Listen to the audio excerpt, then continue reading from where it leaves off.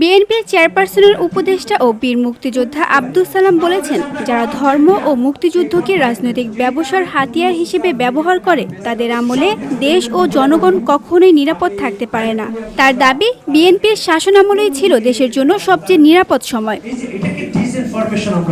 শনিবার জাতীয় প্রেস ক্লাবের জহুর হোসেন চৌধুরী হলে বাংলাদেশ জাতীয়তাবাদী সাইবার ফোর্স আয়োজিত এক আলোচনা সভায় প্রধান অতিথির বক্তব্যে তিনি এ মন্তব্য করেন।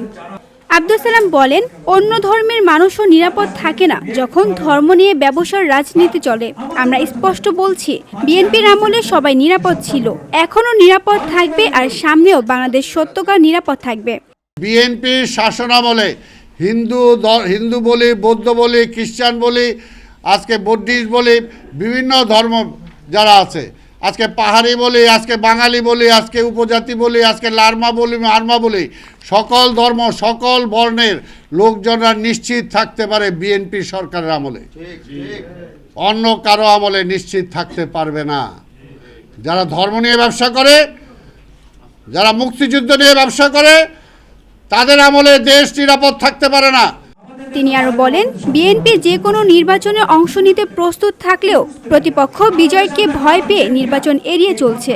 বিজয় হবে দেখেই তো তারা নির্বাচন ঠেকাইতে চায়।